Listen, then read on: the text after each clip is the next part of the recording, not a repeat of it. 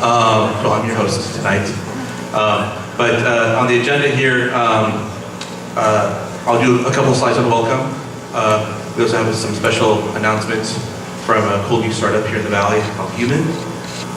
We'll also, not Caroline, but Steve Statler will be doing our keynote, and then we'll go into panel and then some networking. So a little bit about myself. I've been running events like this for 15 years now, so it's just like I've done over 200 of these events focused on mobile technology. And how many people here are the first time tonight at a Mobile Monday? How many people are in retail? Wow, retail, cool, all right. So a little bit about Mobile Monday, like what is this meetup all about? So we're pretty much all over the world, but locally we're on these cool different cities, from Austin to Washington. We're a nonprofit, and it's all about community. We are in over 140 cities around the world. So how many people have been to a Mobile Monday outside the US? To a different meetup, yeah, so cool. So you guys, definitely it's an awesome community to reach out to from Tel Aviv to Tokyo. We're all over the place. A little bit of our stats. We're now over 13,000 folks that are actually in your Silicon Valley community on the mobile side, which is awesome. At least that's what our email database says. We about a third are business development. So who is BD? BD in sales. Yeah, a third. How many people are in product and marketing? And how many developers are out there that make stuff? Cool. UX people. We're the unicorns. All right. Yeah, unicorns. Okay, media bloggers, folks in here. All right. Yeah. So, we have designers. VCs. Who's got the money? All right. Cool. So we do a lot of community engagement during the month. So this is our typical meetup. So this is kind of everybody's invited. The whole cross section of the ecosystem comes together. We also do dev labs, which is kind of cool because that's a smaller group of about maybe 50 to 100 developers, and we do hands-on workshops. So a lot. I think it's more effective than a hackathon if you're looking for engagement with the developer community. And then we do special dinners. So if you guys are also interested, this is kind of a curated, invite-only, roundtable discussion on certain topics. And we just had one last week on the Internet of Things, which was pretty awesome. So where to find us today? www will take you to Meetup.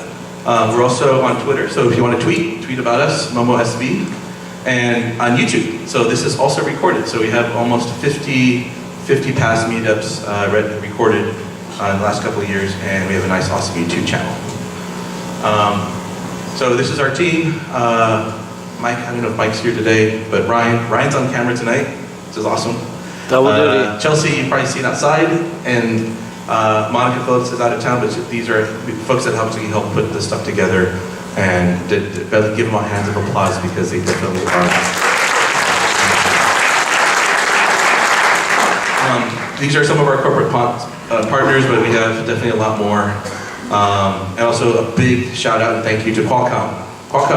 Who's here from Qualcomm? All right, so that's Steve, and then they also have some nice goodies for you after the event. So hold out for that.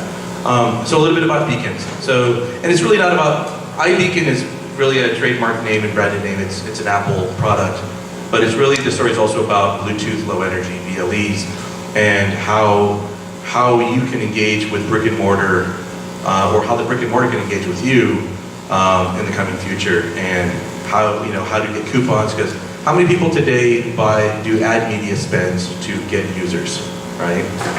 How many people are using that to actually get users to come into their brick and mortar, right?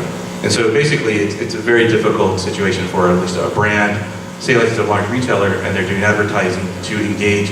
Well, if I do a geofence around my mall, I can maybe get them engaged. So it's like it's a needle in a haystack to target and also get someone who's actually engaged with you. But would it be interesting to engage with a user that on their 5th time, maybe you poke them and said, hey, I've seen you here 5 times this month. We want to download my app, which I think would be a higher value user to spend your money.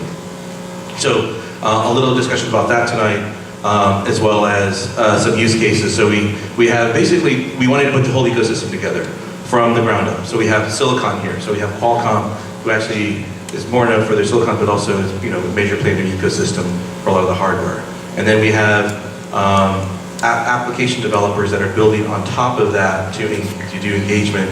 And then we also have mapping solutions tonight that talk about, well, how do then I apply mapping to where I am located on while I'm indoors, and then we have a retailer that can elaborate a little bit about how you put all those pieces together, and then how you can come up with an interesting solution to engage with.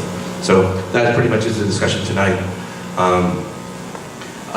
A little bit about our accelerator program. So how many people know that we've been doing an accelerator last year? Yeah, we need more help with marketing. So, so pretty much last year we did 14 companies, we did 2 classes, and to accelerate them. So we did mobile focus. So we really reached out into the Mobile Monday community, into the different cities. We had over 40 countries participate.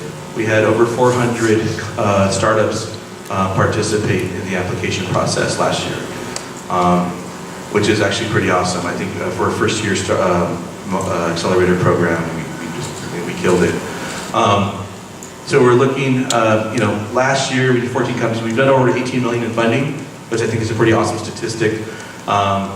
We've done 220% plus gain in valuation across, that's in 10 months. So this is like you're actually kicking some ass on here. So this is kind of what our class got invested by. So last year we had Google Ventures, NEA, Band of Angels. We had some awesome investments for some big brands and investors into our mobile companies. And most of them came out of the Mobile Monday community.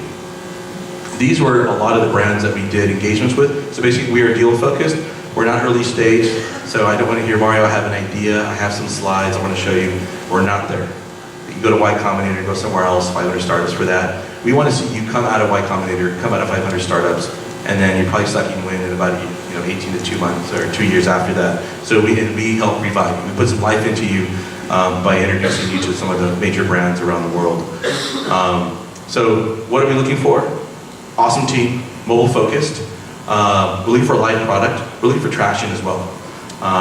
And also kind of some social proof. That's really the angel seed. Has someone been crazy enough to invest in you already? So, so definitely, we also, the program is focused on 90 days, and basically we filter until we come up with an awesome set of companies for the class. And this is kind of on a timeline what it looks like. Pretty much on day 1, you get orientation. You get over $300,000 in perks. That means AWS services, etc. We get you a desk.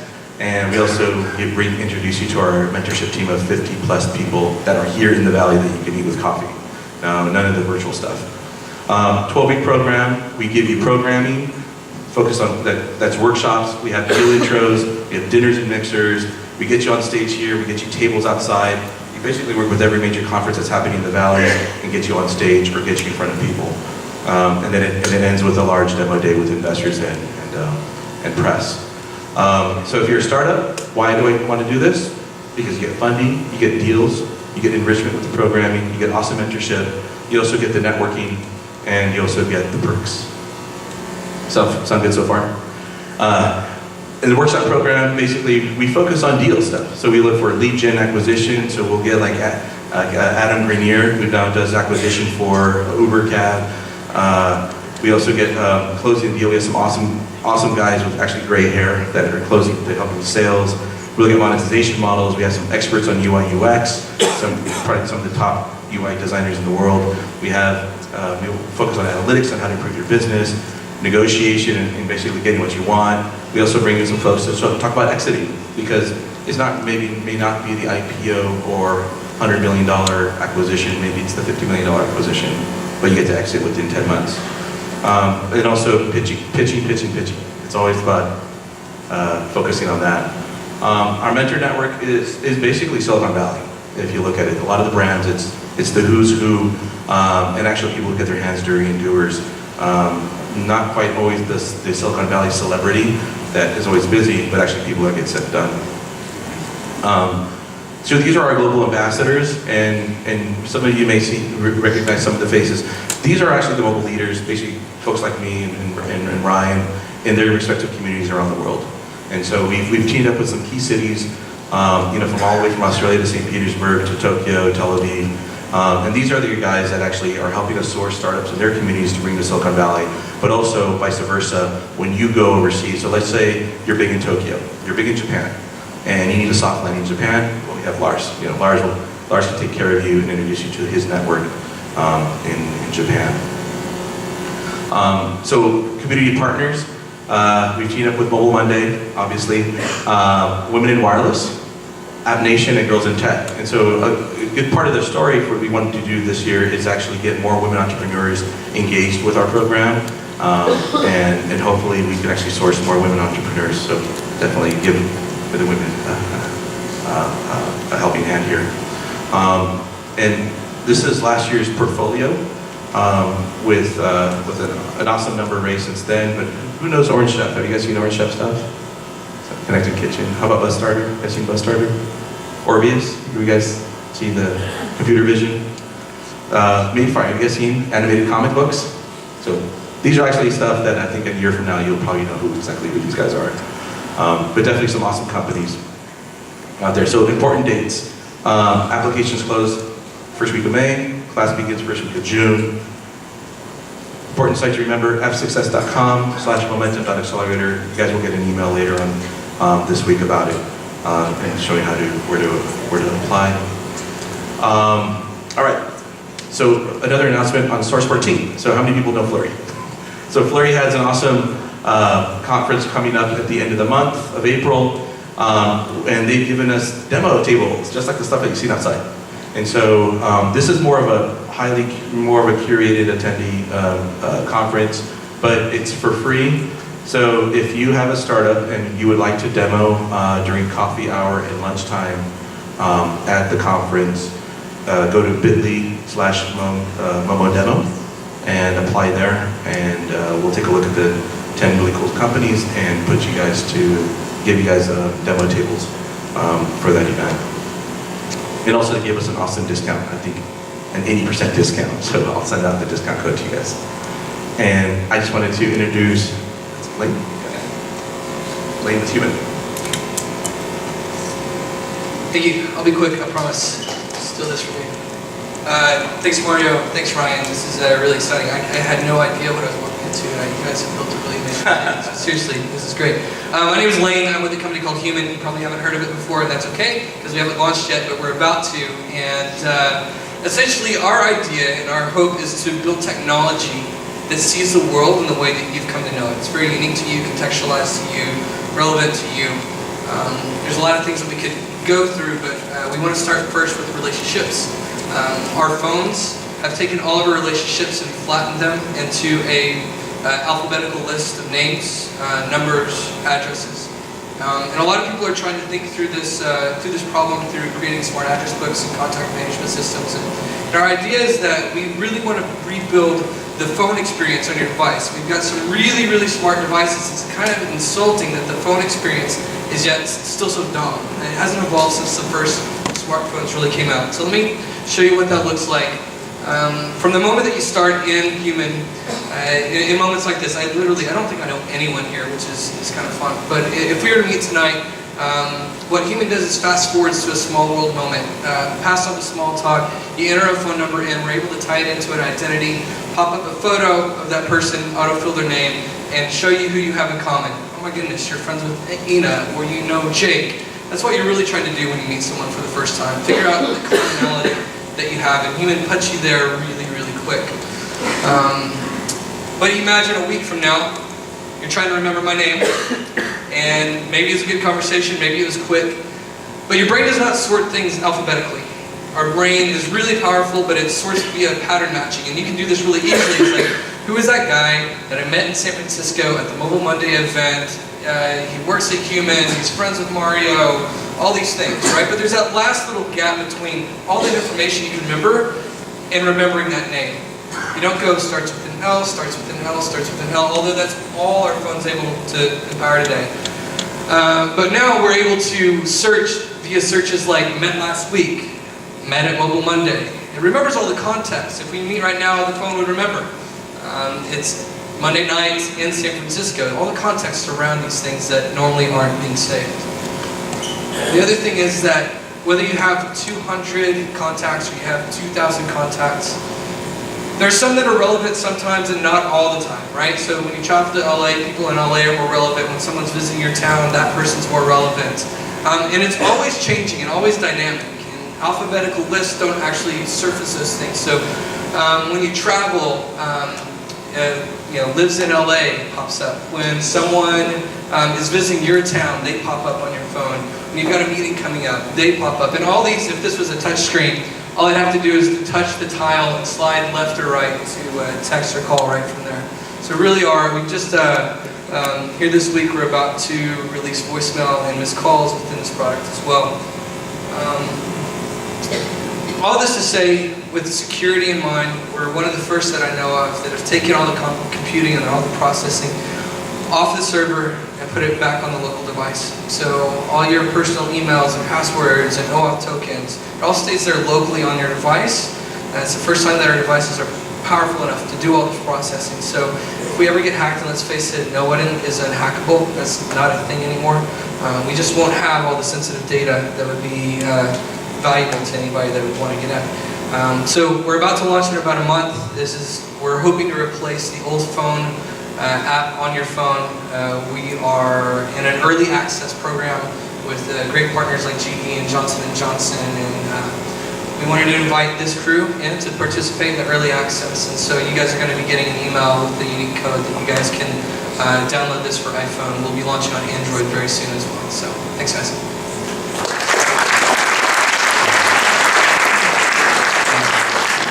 So cool, yeah.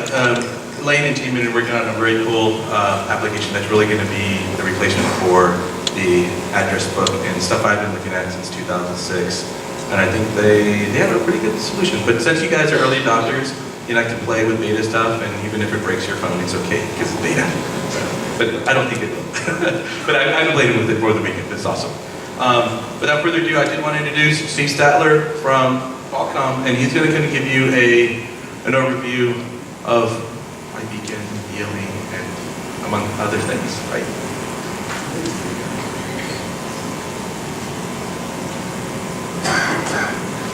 All right, good evening, everyone. I am really excited to be here. It may not seem like I'm excited because I just got off a plane from the UK and I've been binging on House of Cards up to the last episode.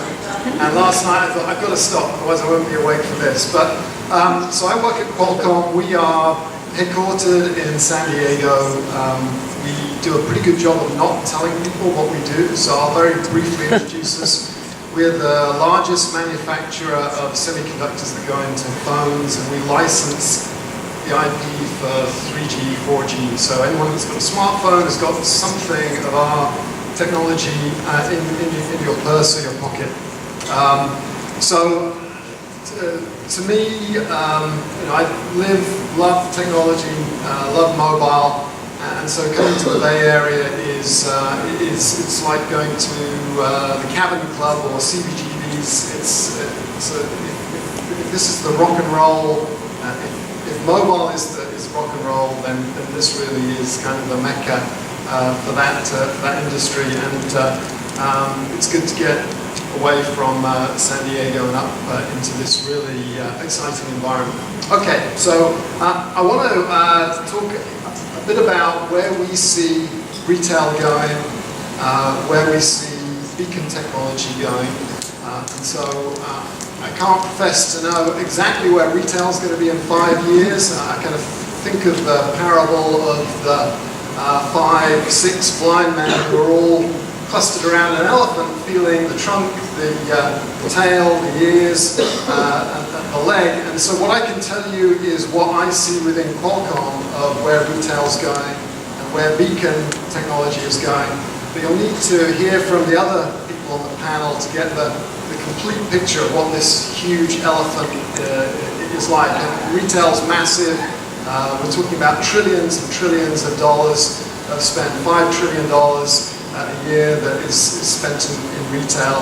And the reason why Qualcomm created Qualcomm Retail Solutions was because mobile's disrupting that ecosystem, but also the retail ecosystem is changing what's on the phone. So you only have to look at the secure element, NFC, now Bluetooth, to see some of that blowback onto the technology that's in the phone.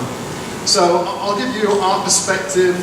My role is working within Qualcomm Retail Solutions. I've worked on our strat plan for the last 2 years, so I can tell you a little bit about what our assumptions have been and why we got into the beacon business and what we're doing.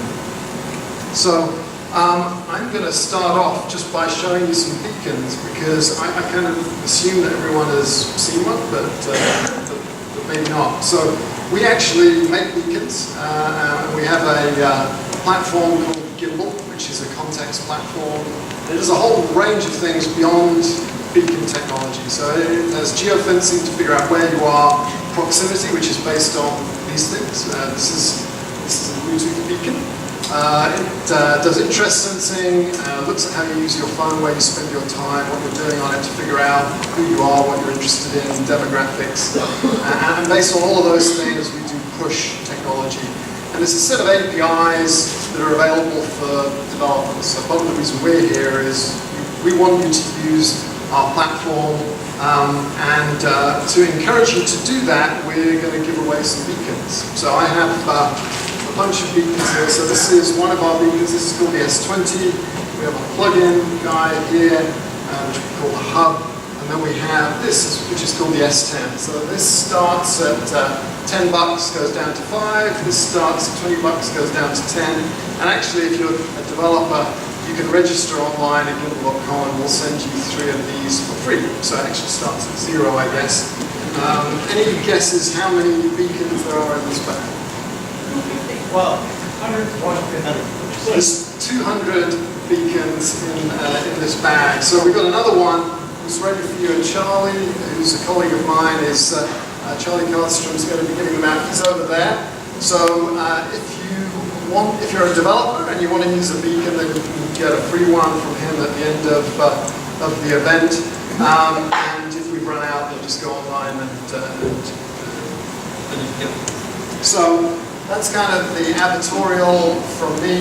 There's a short video that's kind of will introduce you to the beacon technology that we offer, and then we'll talk about the future of retail. Gimbal is a platform that brings geolocation, proximity, relevance that allow you as a developer or as a brand or as a retailer to engage with your consumers. There's still a lot of joy that people get out of physically going somewhere and shopping. With proximity awareness, you've got the ability to explore things around you without necessarily having to do anything to get that information. That allows a full translation of the online experience into the brick and mortar stores like nothing that's actually ever hit the retail world. Our beacons are based on Bluetooth Smart technology. And Bluetooth Smart allows for some really interesting things we've never been able to do before. What they're primarily designed to do is allow a phone to notice when they're next to them. Some of our beacons transmit up to 10 times per second, and that allows for a fine grain of granularity. We really tried to make this product something that was much more powerful in itself. We started with battery life. Depending on the desired use cases, our Series 20 beacons have a battery life of many years that allows you to have superior background performance while the phone's in somebody's pocket, just while they're walking by one of them. Beacons are NEMA 3, IP64 rated. That means they're fully resistant to rain, sleet, snow, temperatures below 20 degrees centigrade, and even on the hot side. That takes really powerful hardware to make sure that it can stand the test of time in those conditions. The cool things about the form factor, it really runs on a very small point cell battery. So this is just a CR2032 battery. Depending on how they're deployed, our Series 10 beacons have a battery life of up to a year. Makes for a really portable, sleek, small device that's appropriate even for some of the cases where you don't want beacons to be seen and you may have very limited space. Most stores, you can just put a beacon in the top of the store and it's there and it works. Because they run on batteries, they're not having to run conduit, extra electrical lines, they're not having to put extra power over Ethernet. Now the SDK is available on iOS and Android. It gives us the ability to actually do the heavy lifting so that you don't have to as an application developer. Integrating the SDK is very easy. It's designed to work really well right out of the box. Just as much as you can take a beacon and go and plug it in and watch it work with your app, you can also use the monitoring and alerting capabilities of the beacons themselves and the back-end management capabilities to understand everything from where these beacons are at, to what their battery level is.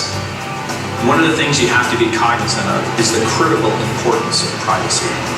As a consumer on the gimbal platform, you have the ability to opt in or opt out. And this is just one example of the features that earned us trustee certification. We decided to actually support multiple configurations. We've really worked hard to make sure that we're providing that extra added management configuration capabilities on the back end that differentiates us well in the market. That's what we provide with our beacon solutions. And once you get into that pace where you can have one of these things that's literally transmitting 10 times a second and last you for more than a year, you've really got some opportunity in the space to do something cool.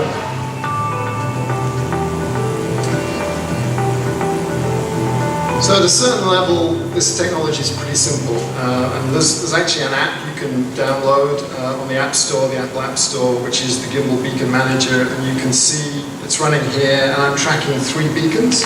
One of them is this one. And for those of you with really good eyesight, you'll see this is green. I've got another beacon over there on the table, and the signal strength is lower, so that's amber. And then I've got another one that's hidden behind the dustbin, the metal dustbin there, and you can see that's showing as red. So that gives you a sense of the range that this stuff works at.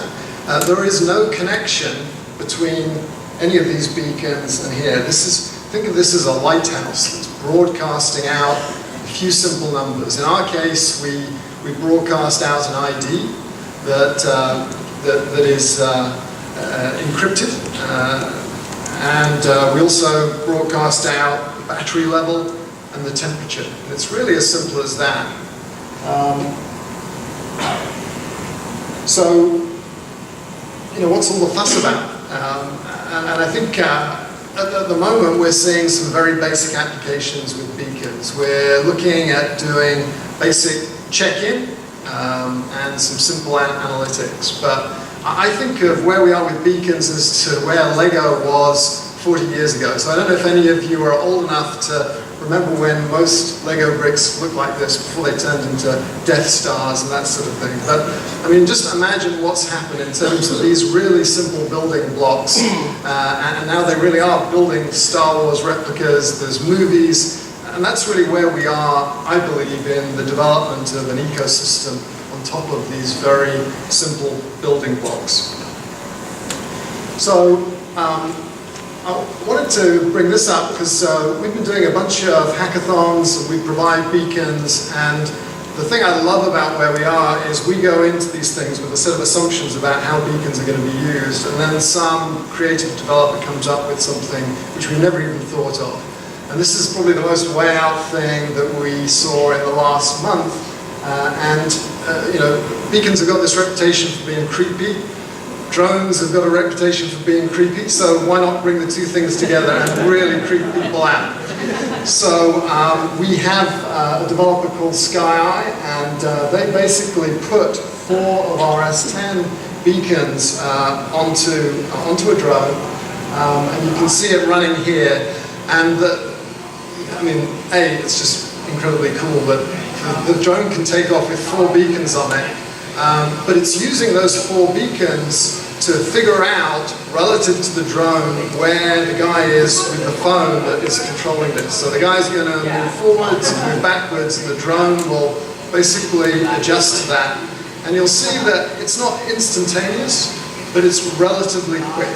And so I'm not going to kind of get into the details of how hard that is to make that work, but I'm pretty sure that when Bluetooth SIG were working on this and the Apple guys were then adding their layer of value add, they didn't think about drones and all this sort of stuff. So nothing to do with retail, I just thought it was really cool and you might be interested in seeing. So let's talk about retail. And obviously this isn't retail, but this is a retailer. And speaking as someone who has worked at Qualcomm for 7 years, we really saw retail as this, really. You go up to a retailer, you talk to the retailer, you buy them a few drinks, and job done. And we've been doing that for 25 years. But it wasn't really very effective.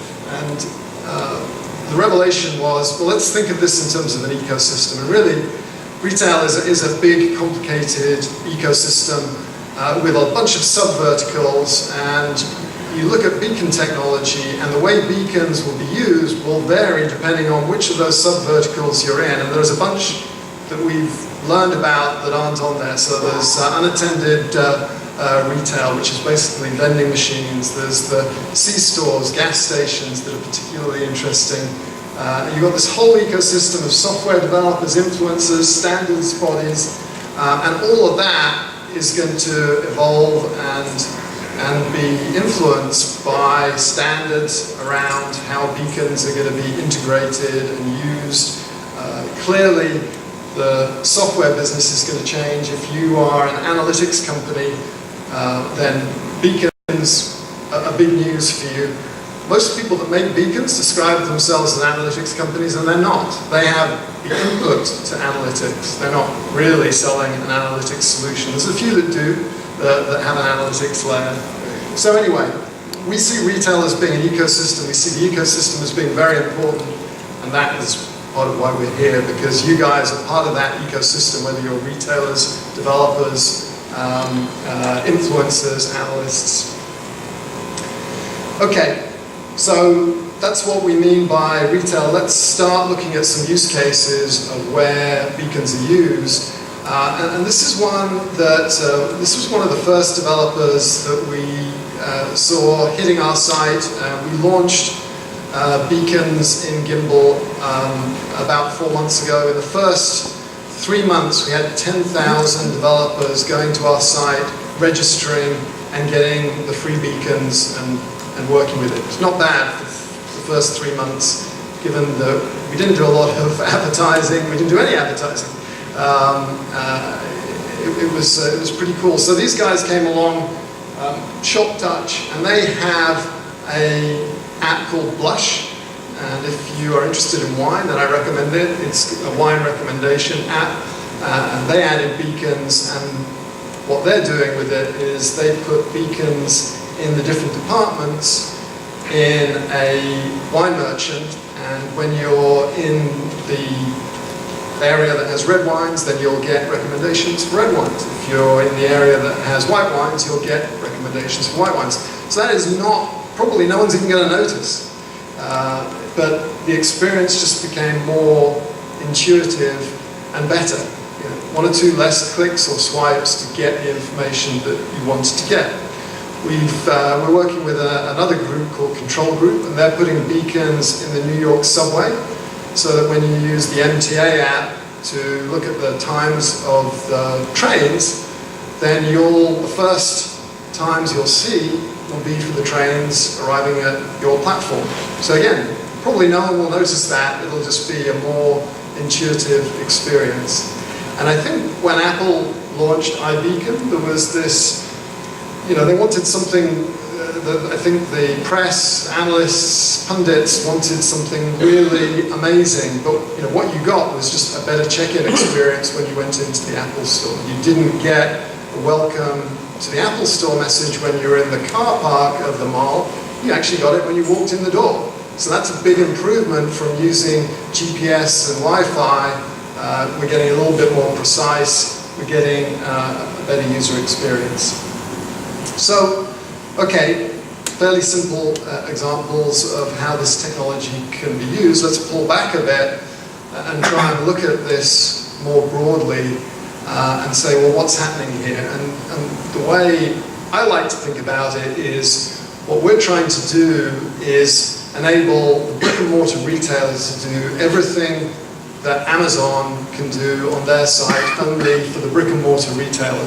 So this isn't multi-channel, it's not omni-channel, it's not joining up the website with the mobile app. This is being able to do all the analytics that you can do on your website, but applying it to people moving around the store, looking at bounces and having a personalized experience.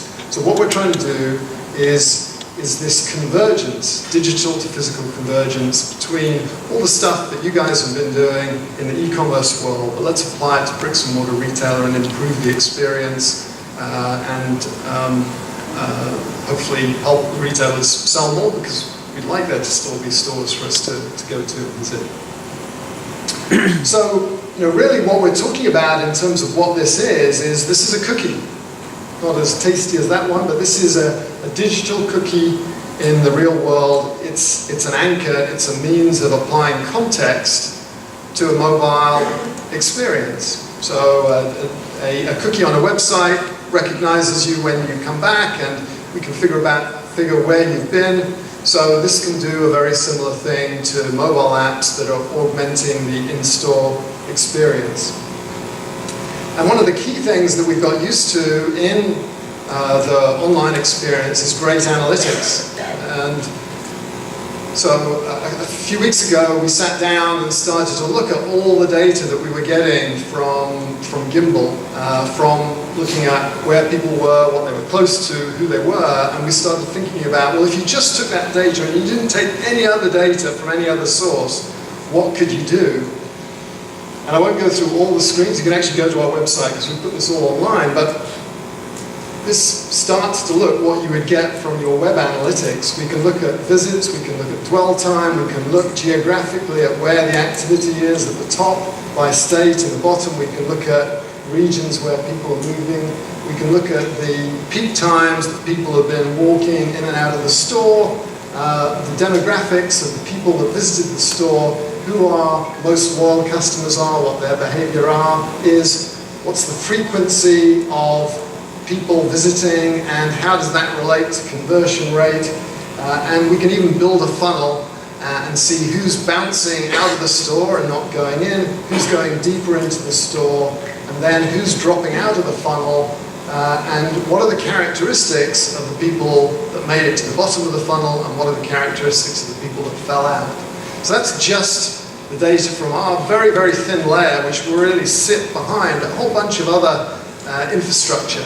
If you take what we do and add it to other systems, then it gets really, really interesting. If you can actually add it to the systems that have a better idea of what the stock is and what the promotions are that have been sent, and you can really give your marketing team some amazing information. So it's all about analytics, but it's about more than analytics. Let's look at what happens in the store, and everyone's familiar with the end cap in the store. Not everyone realizes that that is very, very precious real estate that's so precious that the retailers can very often monetize that and get money from the CPGs who are providing the products that go into that very privileged position. And really beacons can enable retailers to do something very, very similar, but in a much more scalable way. So imagine you are Best Buy and you have one of these beacons in the television department. So you then have the ability to grant access to the triggers that that beacon can enable, so that when someone has got the Samsung app or a shopping app that Samsung is interested in, then Samsung get the opportunity to send an offer to that shopper just at the right time, at the right place, so it's not spam, so it's interesting and relevant. But they can do the same thing with Sony and LG as well.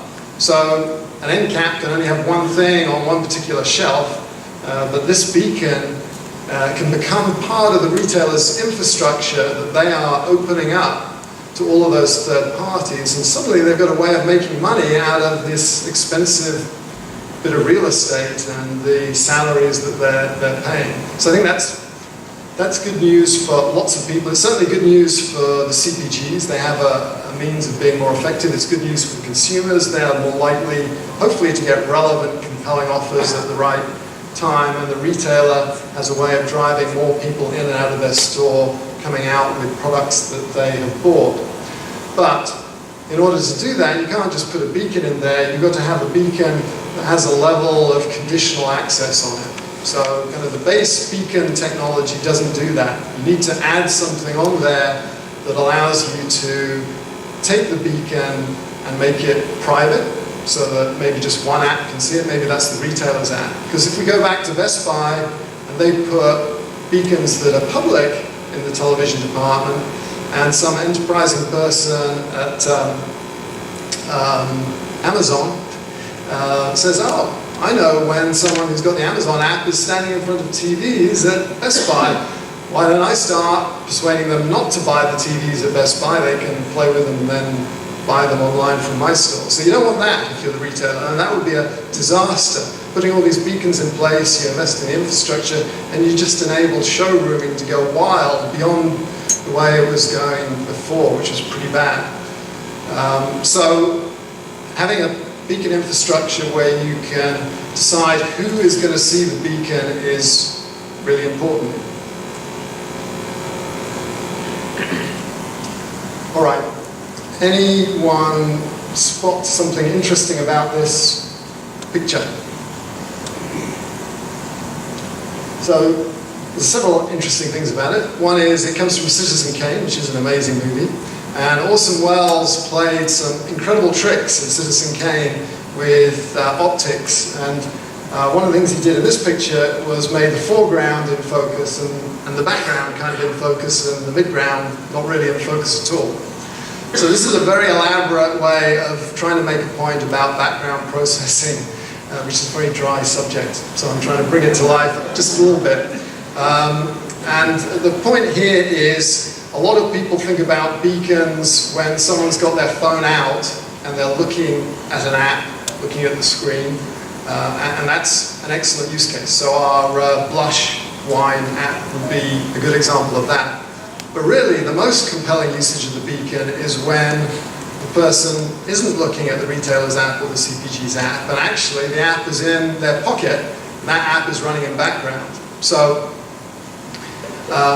fortunately, with Bluetooth beacons, unlike some other technologies which are very good at other things, Bluetooth enables that use case, and you can set up a trigger in your app thanks to the work that the OS vendors have been doing, and in the case of the latest version of iOS, even if the user has killed the app, as long as they've granted permission, then that app will get respawned, recreated, and the app will act on the fact that a beacon that the consumer is interested in is there. So that may not be terribly clear. So let me bring this to life with a specific example.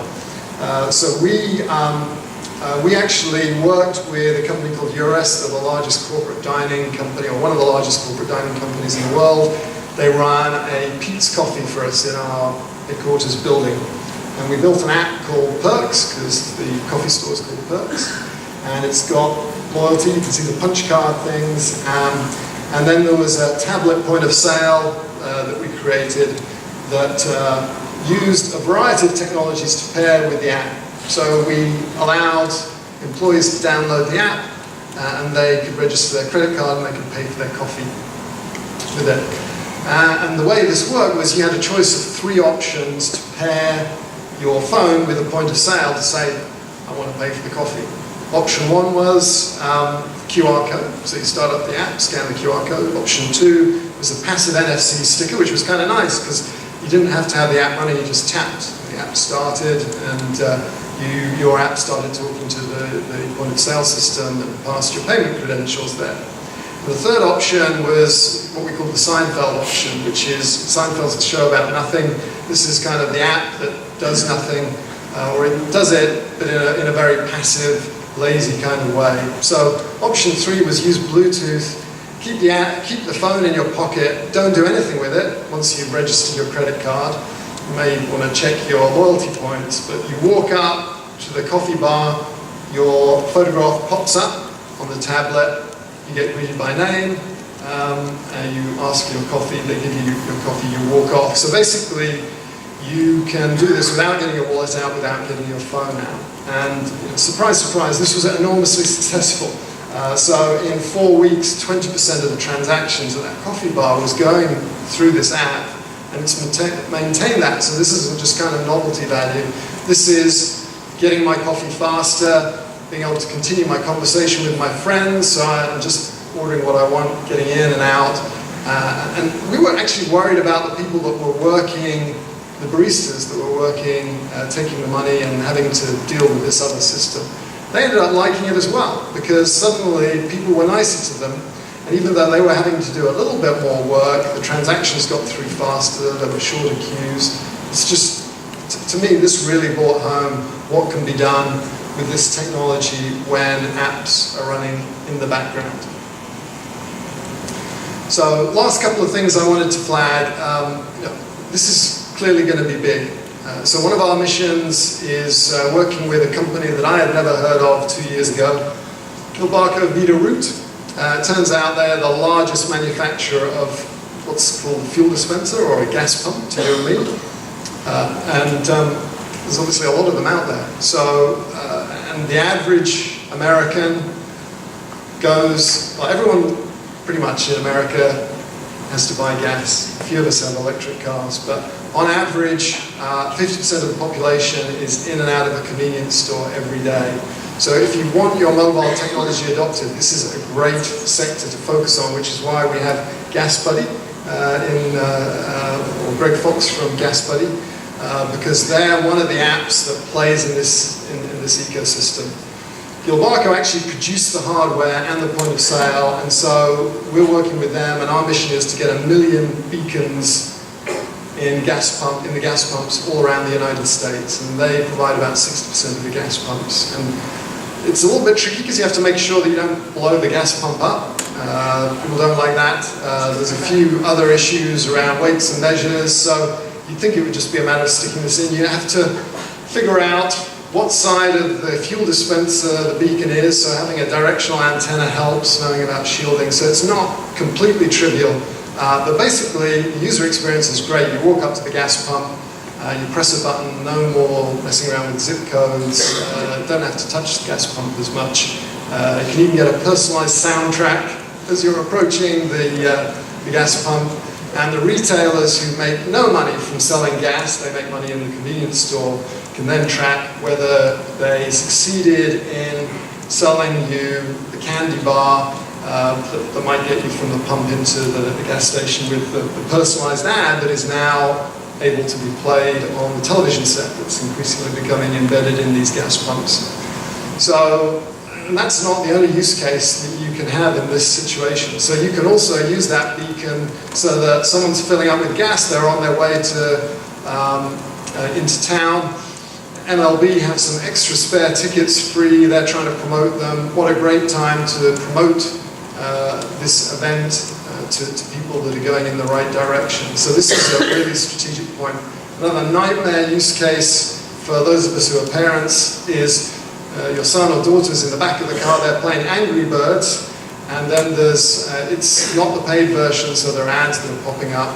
The ad gets triggered by the beacon in the gas pump, tells them about the very unhealthy, expensive candy bar that you don't want them to buy, but they become aware of it because the ad network can trigger off of there and know that the person that they want to sell the candy bar to is in a position to buy it. So there's a lot of things you can do with beacons when you start to think through all the different applications.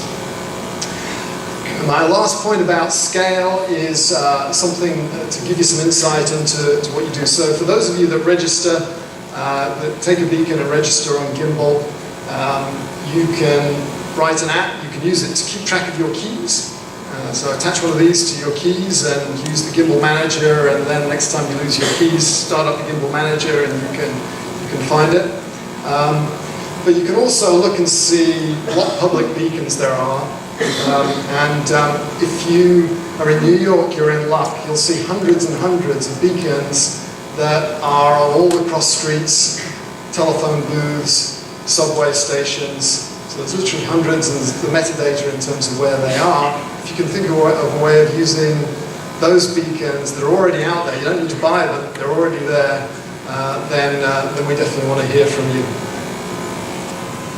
So that wraps up everything I wanted to say. At the end of the day, some of the applications are not going to be dramatic. They're going to be boring. They're just going to make life better, make the apps more intuitive.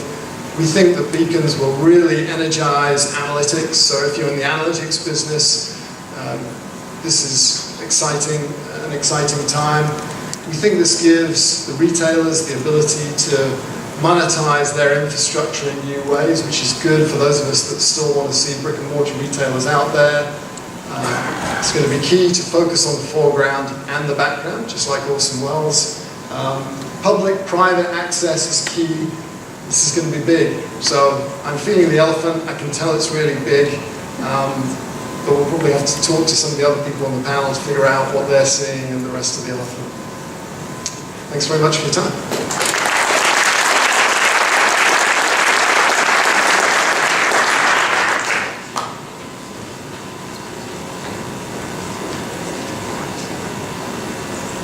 All right, so now I'd like to introduce our moderator. Some say he eats beacons for breakfast and plays Flappy Bird in the shower. But I'd like to introduce Mark Hung from Gartner and give him a round of applause. Are you guys familiar with Gartner? Yeah, awesome. Thanks for that, Mario. And yeah, I'd like to have our panelists come up.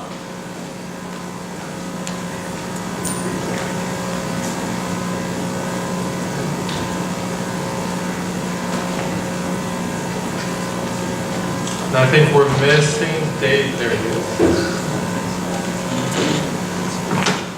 I know, so my name is Mark Hung. I work at Gartner. I cover wireless technologies there, and Bluetooth beacons happens to fall into that area. And I know we're running a little bit late, but I'd like to have each of our panelists introduce themselves and what they do and how what they do relates to the topic today. Maybe David, start with you. Sure. Hi, my name is David Shreni. I work at Walmart Labs at San Bruno, and we are really focused on spending a lot of time thinking about how we can help our customers use their phone when they're inside of the store and how they can use their phone when they're outside of the store. So a lot of different contexts for using your mobile phone. Good evening, everyone. My name is Ankit. I'm the founder at Michello. We're the world's largest provider of indoor maps. We're on a mission to map out every interesting building on the planet, from shopping malls, retail stores, hospitals, museums, business campuses, pretty much wherever you go indoors. We're mapping it out and offering APIs for our customers to build the next generation location-based applications. Good evening. My name is Jeff Stevens, and I help my clients to implement many different types of technologies that are bleeding edge. And lately, a lot of that work has been in tracking systems and in deploying retail and consumer Bluetooth applications. A lot of what's being talked about in Bluetooth is about delivering a coupon, and that's the low-hanging fruit of our domain. A lot of what I work on is enriching the experience of the customer, and they don't even know the technology is in play. Evening, Greg Fox. I head up advertising sales and business development for GasBuddy. And from our standpoint, the beacons, when you look at the 144,000 C-store gas stations in the market, how do we make the advertising, whether it be relevant to the person, coupons, and then the future of payments at the pump and in the store? Steve Statler, you've had enough from me. Okay, great. Thank you all for that. And then Steve kind of ended it, but he was the last guy who came up here and said, he's felt the elephant, it's going to be huge. But I think Gimble's been around for like a couple of years, right? Yes, it has, yeah. Yeah, it's been around for a couple of years, but now it's just starting to get it big. And all of you showed up for this esoteric topic. So I'd like to ask the panelists, what do you think, what has triggered this explosion of interest in Bluetooth beacons? Anybody feel free to jump in. I mean, I would say it's just a very, very flexible piece of infrastructure. I think timing, technology is a bit like good comedy. It's all about timing. So NFC can do a huge amount, but unfortunately the timing wasn't good. It was promoted before it was really available in all the handsets. And then the use case they focused on was the most complex, difficult use case you can possibly imagine, which is implementing payment networks on a mobile device. Whereas the beacons, what we say to a lot of the retailers that we work with is maybe the customer doesn't even see anything any different when you first roll this out. Maybe you're just using it for analytics.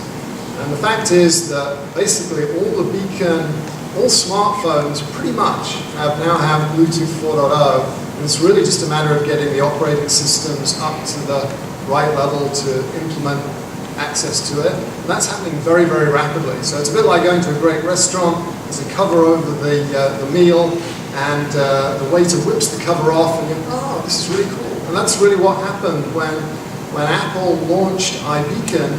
Then the hardware had been there for a long time, but suddenly they made it accessible with some really cool use cases, and it captured the developer's imagination, it captured the retailer's imagination. I think one thing that really helped also, for the last decade or so, people have been trying to solve the indoor positioning problem. So this is trying to take GPS indoors so that you can see where you are inside a building. And the part that I think is really compelling about beacons is that you can actually see it. You can touch it, you can hold it, you can stick it to the wall, you know when it's not working. But all the other technologies that people have been trying to use in the last few years, like Wi-Fi fingerprinting or sensor fusion, or all of these things sound really heavy, they sound very techy, they sound very hard to implement, and you can't see if it's working or not. Whereas with beacons, it's right there, you can stick it, and you can really see it in your hand, you can see the results very quickly. And I think that's making it much easier from a sales side, from a go-to-market side, in convincing venues, shopping malls, retailers, hospitals, because at the end of the day, someone on their team can see it work. And that is a big difference from all the other technologies that I've seen in the last few years on indoor positioning and trying to bring context for indoors. And part of what's being described by others here on the panel is that there's a lower barrier to entry with this technology. And so the price point to get into it and experiment with it, $10 to buy the devices, from multiple companies. It's not just Qualcomm. And it means that not only those of us here in the room that like to play and experiment can start to experiment and dream about what we might be able to do, but also large enterprises, multi-billion-dollar multinational companies are now beginning to take a part of their R&D budget and start playing with, just like we in this room could, with these new technologies to see how they can deploy them. And that's a lot of what I spend time doing. It's helping people that already have the ideas, the people that are the business owners, the people here in the room, to dream about how technology might be ready for them today that they hadn't thought of. So I think a lot of folks here are app developers, and I think one of the things Steve hit on was, you do have to have Bluetooth LE/Bluetooth 4.0 or 4.x available on the handsets. Qualcomm being the leading supplier of chipsets into phones. I mean, what percentage of phones would you estimate that right now actually supports BLE? Well, at the hardware level, most of the smartphones out there have that. Probably only the ones that were shipped in the last couple of years.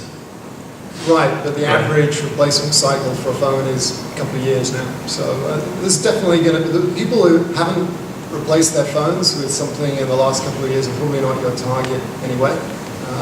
So the absolute numbers, it's difficult to say because Apple have, they added support more recently. So everything from the 4S upwards is basically is 4.0 BLE compliant. Most of the smartphones with the other OSs, now KitKat has got pretty robust BLE support. So it's really the replacement cycle of when the Android phones get that latest version of the OS that we're talking about. So in reality, the numbers, I don't want to give you a number because the numbers kind of look pretty small, but I would say you're looking at about half the smartphones that are out there. In your Gartner group, you probably have the... Yeah, I think it's nowhere close. Yeah. Because I think everybody here knows about the issue with Android fragmentation, right? And BLE support didn't really come about until the latest rev of Jelly Bean that was updated last summer.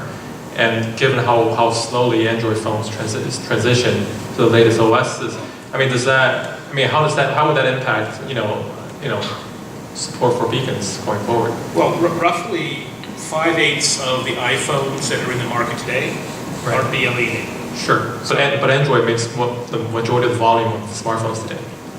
And this is a very nascent technology, right? So we've got the touchy-feely phone maker that is seeding the market, if you will. And so they like to, Apple, as we know, does things the Apple way. So there's 3 parts to what's transmitted by the beacon. And Apple doesn't let you, through iOS, go and interrogate unknown beacons to you. in iOS, but in OS X you can, and obviously on Android you can, right? So most of us have probably heard that at CES this year they had a scavenger hunt, and that in the first hours of the scavenger hunt, the Bluetooth beacons were hacked, right? So, but interestingly, what they did on the back end to check and see whether anybody who hacked it and used that to their advantage is they calculated how long it would take to walk briskly between each of those beacons, and they actually found when they looked at their data that no one had cheated. There were a number of people that had hacked, but no one had actually cheated. And that's an important point when you look at these technologies, is that just like everything else in IoT, the Internet of Things, you need security at every layer. And so Qualcomm gives you that ability if you want the private capabilities, you know, and the anti-showrooming, while it may sound simplistic, it's actually one of the most important capabilities that's been added. Because that's one of the biggest problems that retailers face today with the phones, is this showrooming. And that if you go with a technology that protects you from that, then you don't have to worry about that. The number I keep hearing is 250 million devices for Apple, and for Android, like you just said, it's too fragmented, so there's no official number yet. So I think that Steve presented a very cogent view for how beacons helps retail. So maybe I just expand it to the broader panel. Have you seen any business models that actually worked in terms of bringing this about to retail, in terms of who manages it, who pays for the beacons, so on and so forth? Well, we got a retailer right here. So. Well, we would probably have to pay a lot of money to them. I think we're still in the ideation phase of where beacons are going to go. I think we are where NFC was 3 years ago, and QR codes, and name your flavor of the day technology. But I do think one of the reasons people are more excited about it is we can realistically start to see how people would use it. You know, you couldn't realistically see how people would use QR codes, let's be honest. It was not a fun experience. But now that the average person, over 50% of customers at a Walmart store have a smartphone. Now that the average person has a smartphone, we can sit around and say, well, how would they use it when they're shopping for pasta sauce? That's my biggest use case, pasta sauce and cereal. So now you can really, really start to tangibly understand the experiences. But back in the day, a year ago, NFC, and back when I was in high school, you really couldn't tangibly see how these technologies would shape the experience. So I think we're still toying around. I think everyone is.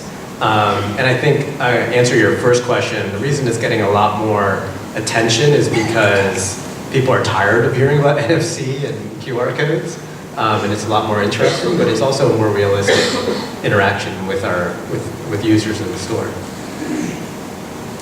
I've been wondering for a while who's going to pay for the beacons, because even at $5 or $10, each it does add up. And the more I think about it, I don't think it's the retailer, I don't think it's Qualcomm, I think it's going to be vendors to the retailers or vendors to the venues, because every week there's a new, for example, every week there's a new marketing analytics company that's saying, hey, we're on Bluetooth and we'll give you the ability to see your data and see ads and push content and all that stuff. Their price point is anywhere from a couple $100 to more on a per venue basis. So for them, a one-time fixed cost of $50 or a couple $100 to pay for the beacons is not a big deal. And just given how many of these companies there are, people are going to start giving away beacons. And that's not happening today, but I can already see if I was in that situation and building a company in that space, I would just go to market and say, I'll give you beacons for free, but sign up for my managed service in pushing content. So right now, yes, I think Walmart might pay Qualcomm or the venue's going to pay, but that's not going to last for a long time. So I do work one of my clients is in the hospitality arena, and we're doing a pilot in a couple of their facilities. And if you go and sit down at one of their bars or wine bars, there's information about you that is on an iPad that you can't see down below. That is things like a curation of your social sphere, because you've signed into the local hospitality company's app with your Facebook credentials. And so we're able to go and mine your social sphere and show to the sommelier, for example, what's going on in your social sphere, what you and your social sphere are talking about, we're able to go and figure out if the information is there, it's sparse data, but what type of alcoholic beverages you like or talk about. We potentially can figure out if you are an influencer amongst your social graph with regards to red wine, but you are influenced with regards to white wine. And at this hospitality company, they have very long tail data on their customers. So they've got a CRM system that started on 3x5 cards.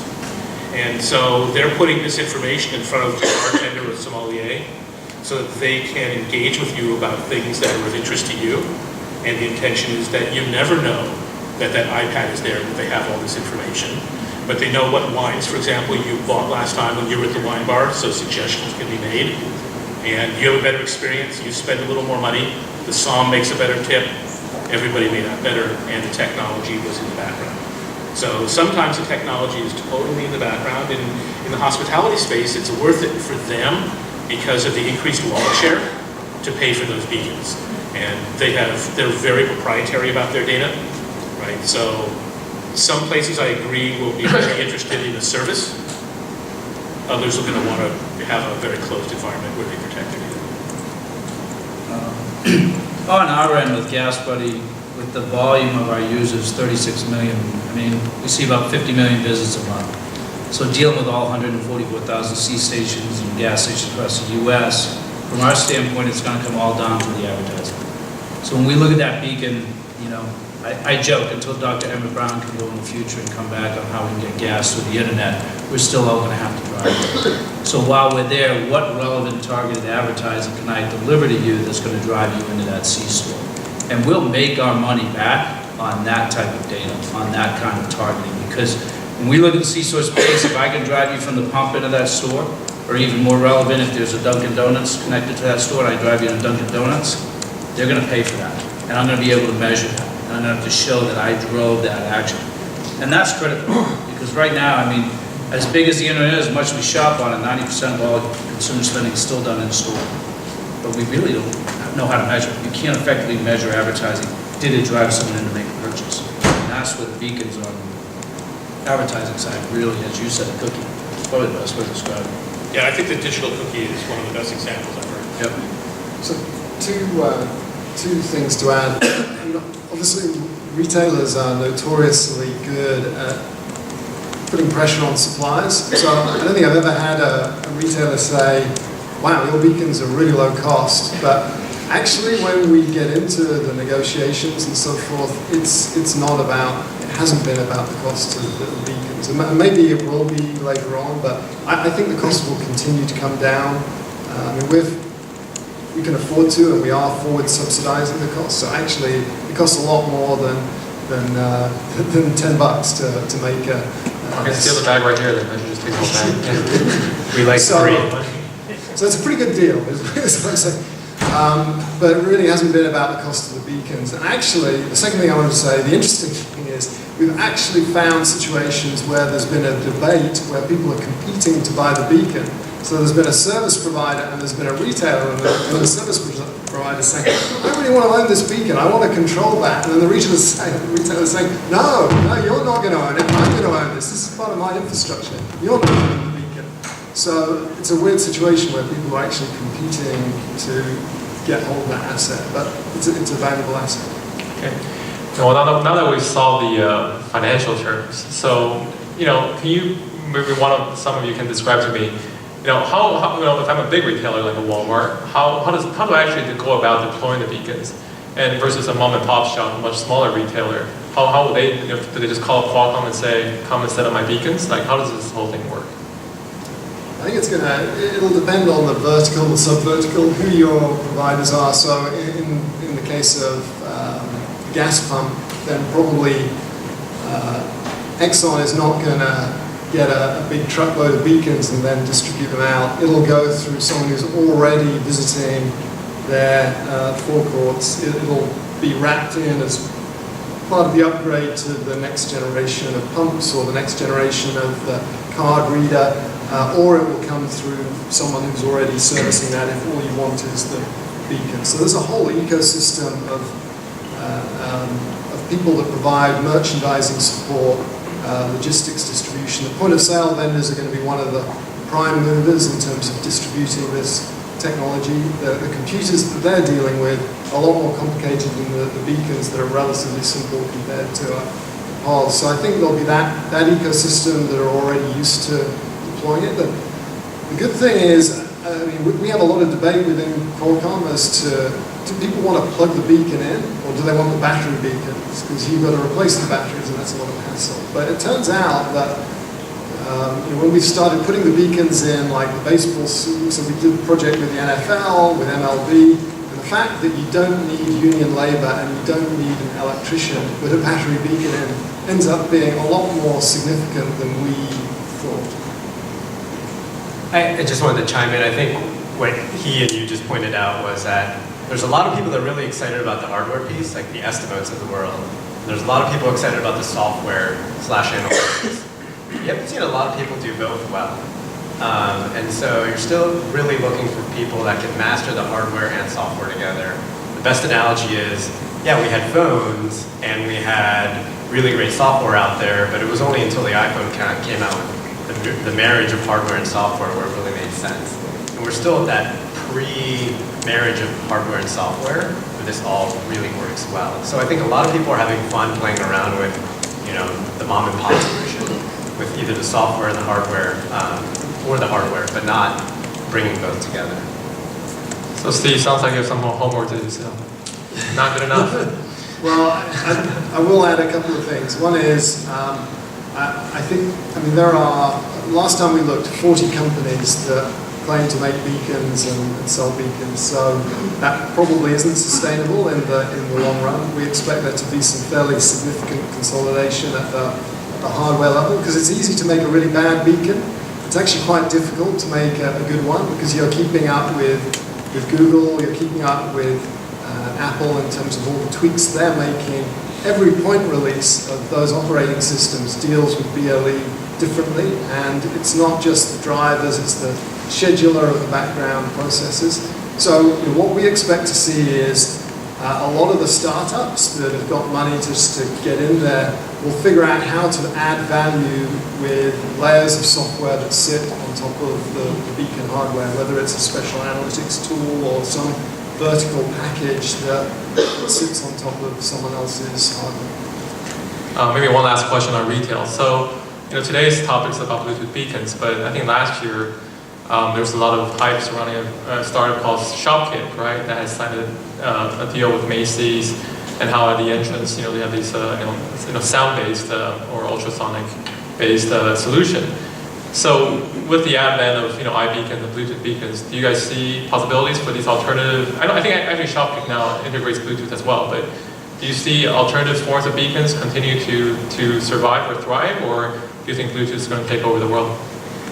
So there's a company out there, a startup called Shelfbucks, and they're turning it around backwards. Instead of mining data about us with our app in the store, right? If you're in the Safeway with the Safeway app, what they're doing is they go to companies like Sports Authority, and when you go into Sports Authority, most of us, we go there because there's something we want to buy. So you need golf balls, and you go up to where all the golf balls are, and on the back end, the retailers, Adidas, Titleist, Nike, and so forth, that make the golf balls, are looking at how sales are going for them at that location. So it's not about you, it's about the crowd at that location. And they're bidding on how much of a coupon each of them want to present to you. So Adidas may not be doing as well as Nike in that market, so they're going to offer you a $4 off coupon, where Nike's only offering a $2 off coupon. So they're still using big data, they're still using a BLE device to know that you're there, but they're using big data associated with the market as opposed to you. All right, one other question? Go ahead. Actually, I was at Macy's when we were doing that, and I'd say that the audio technology is actually really more compelling in certain use cases, because every phone has a speaker and a microphone, and so you can actually control the sound bubble of that, so you can determine what distance. And so if you're looking for something with mass penetration and low battery usage, and you want to reach as many phones as possible, there definitely is a lot of strengths that go with that technology. There was a company called Narate, which was actually acquired by Verifone, which has been looking at implementing this. But again, you do have certain trade-offs and there's certain benefits with each solution. So I think the question is always, what do your customers have in their hand? And what customers are you dealing with? Because once you go outside of the US, for example, if you're dealing with an Asian market, you're talking about you're talking under 30% smartphone penetration. So suddenly, this becomes an even bigger issue if you have global ambitions. But if you're focused really on the US and you're focused on a specific type of retailer, like who's really high end, yeah, they're going to have a high penetration of iPhone users maybe, and so it maybe makes more sense for you to go with this kind of a solution. But I think you have to weigh the costs and benefits and what do you really want to install and put in your stores. Yeah, that's great feedback. I think the issue with audio though is, one is security in terms of the encryption that you're able or not able to do with audio. So Narate actually gave you that same degree of security that you could get with NFC, actually some higher level of security, and they were actually able to get data transmission speeds that were almost on par with NFC transmission speeds. So you could actually move a lot of data through that very quickly, and because when you look at battery consumption on the handset, it can run as a background process, and the mic could listen very, very quietly. So that's always the question is like, Bluetooth, this was the promise of Bluetooth 15, 20 years ago. I remember working on the first version of Bluetooth, and it was something we all wanted to make happen, but there was a lot of limitations with battery consumption. And I'm very curious to hear what are some of the challenges now for developers, because if we're going to put something in a handset, into a new app, how much battery is that going to consume? I think that's you made a number of really good points there, and at a very simplistic level, yeah, the elephant's big, but I don't think it's going to trample absolutely everything out of existence. So Bluetooth is just another tool in the toolbox, and really what we need is architects who can look and see what's the right tool for the job. So NFC isn't dead, even though a lot of companies have done their best to kill it with the best of intentions. There's still some use cases where NFC tags can be incredibly low cost and valuable, and I'm sure we'll see it continue because it's got the carriers behind it. So I think it's important that people look at the use case, look at the array of technologies and a lot of the considerations that were just mentioned to figure out what's the right tool for the right job. And we're trying to do that with Gimbal. It supports a whole range of things. The R&D folks are doing some amazing things with visible light, with this new range of LED fixtures and coding in the lights that can get you down to centimeter accuracy in 3 dimensions. So that has limitations though. Apps need to be in the foreground and so forth. So there's no one technology that's absolutely going to do everything, and I think there will be beacon companies even coming up, and they'll combine these into interesting packages. And I think that when you look at early vendors, and let's not forget that Qualcomm was the first mobile-first company. So I don't work for them, it's not a plug, but that's my perspective of Qualcomm. So I've been playing with their technology for going on 29 years now, right? And when you look at how they've come to market with 3 different packages initially, and each of them have different energy capability profiles, right? So in a project I'm doing, we needed a very small package, and we needed more power, and so we had to go to spiral cell technologies, which are very expensive batteries, right? But for my client, for where we needed to hide these things, right? And at their facilities, every public seat in their facility has one of these beacons. That's the level of data that some people are beginning to amass, right? And that shouldn't be too surprising because we're being tracked everywhere we go. So they just want that granularity. And the picture that you showed earlier of the green, amber, and red, shows those are low energy Bluetooth, and you've got very good proximity sensing. And there's no definition to in the spec to how far you can go with BLE, right? We're going up to a couple 100 feet right now with certain devices, but there's nothing in the spec that says anything about that intentionally. So it's early days. So another company, if those of you that are experimenters might want to look at, this is a little early. It's going to be a short period of time before this product's available. But there's a company called Electric Imp, IMP. And Electric Imp makes a device today that isn't in this domain. It's a wireless backhaul. It's Wi-Fi for Arduino or Raspberry Pi or for any device. But in short order, they're going to have a BLE device in the market. And it's going to be remarkable what they'll be able to do with this technology. And the guy who founded Electric Imp was one of the very first hardware guys for the first iPhone. Okay, so maybe getting off the kind of the retail marketing track here. Steve brought up the thing about NFC. So I think whenever people hear NFC, they get chills and they think about payments. And so now a lot of people are proposing using Bluetooth beacons for payments. And to my mind, it seems like whatever NFC issues NFC had, Bluetooth has the same issues because it's not a technical issue when it comes to payments. It's really a business model issue. So I'd like to get the panelists' opinions on this Bluetooth beacons have a chance of success for mobile payments. Short answer is yes. I actually think a good parallel proxy for Bluetooth in payments is actually the QR code. So and the retailer here just said QR code is horrible. So that's a QR codes. So QR codes. So what are MCX doing? They've talked publicly about the fact that they're using QR codes. Right. And the nice thing is it's simple and it's ubiquitous, but the experience isn't great. Anytime you require a consumer to line something up and do something beyond just nothing, then that's an issue.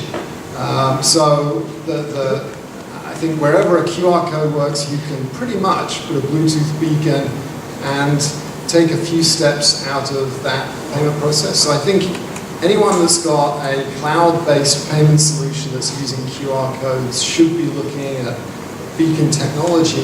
And the nice thing about beacon technology is it's not encumbered with you've got to use this secure element and you've got to use our payment rails. So the thing that's really killing NFC, well, there's a number of things that are killing NFC in payments, and one of them is you end up pulling a bunch of banks and other third parties into the equation that retailers absolutely don't want. But a retailer can put a Bluetooth beacon or a QR code and they're in the driving seat. So for that reason, I think you will see retailers pushing on Bluetooth in payments. And it's really nothing to do with the technology, it's everything to do with the business model.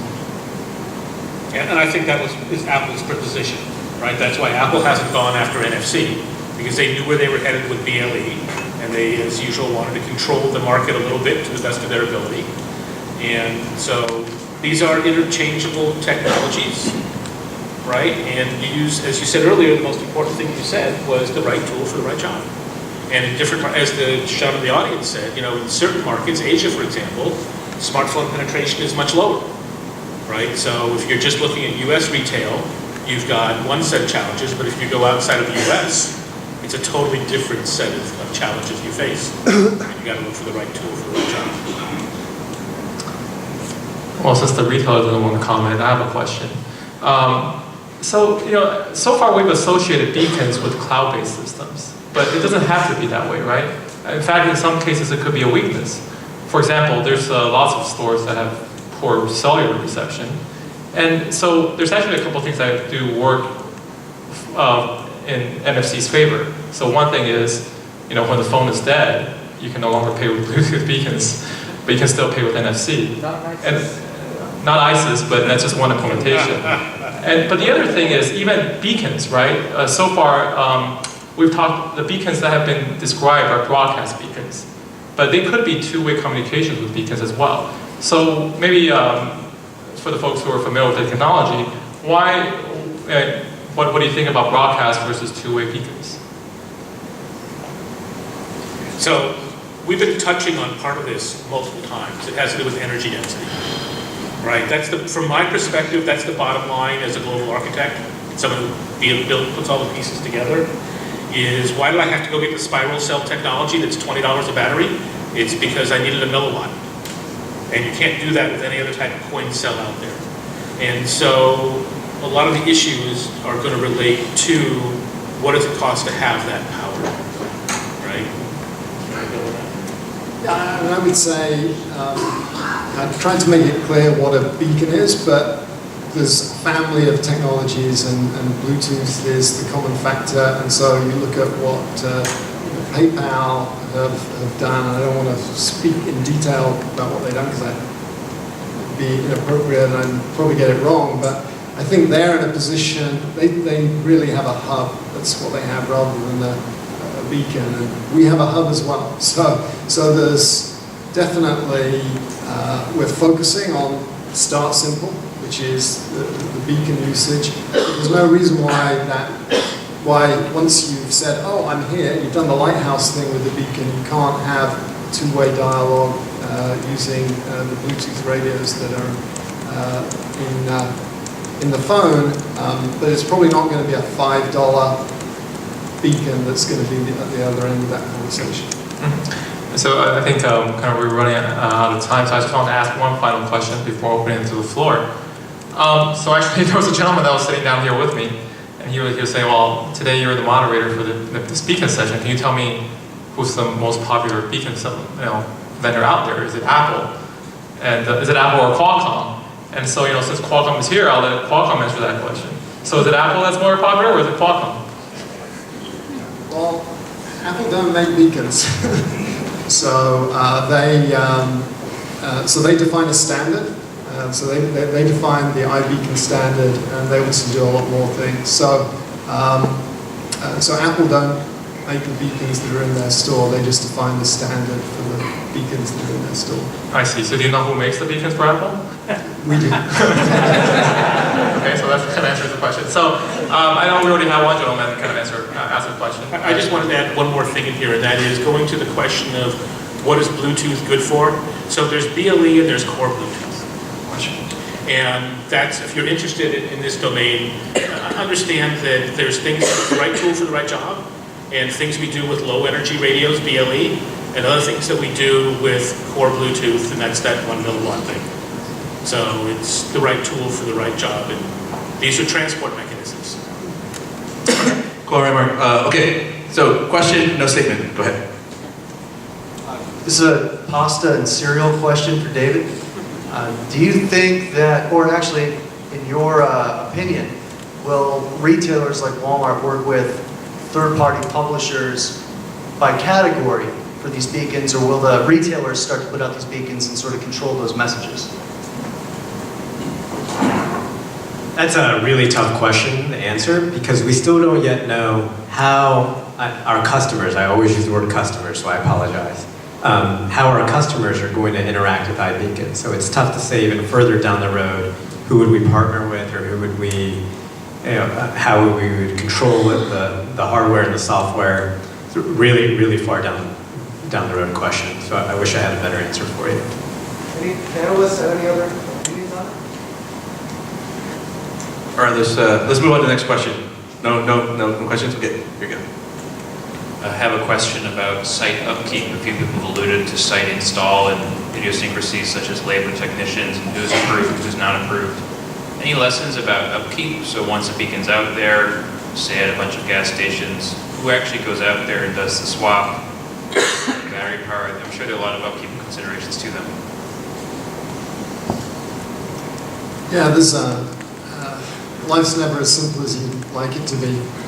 So one of the things we found out early on is even before you get to worry about who's going to replace the battery when it runs out, and that's going to vary depending on the vertical and who the ecosystem players are, but actually where you put the beacon gets to be really, really important. And one is if you put beacons in schools, which we did, and they're anything lower than the ceiling, then they're going to disappear.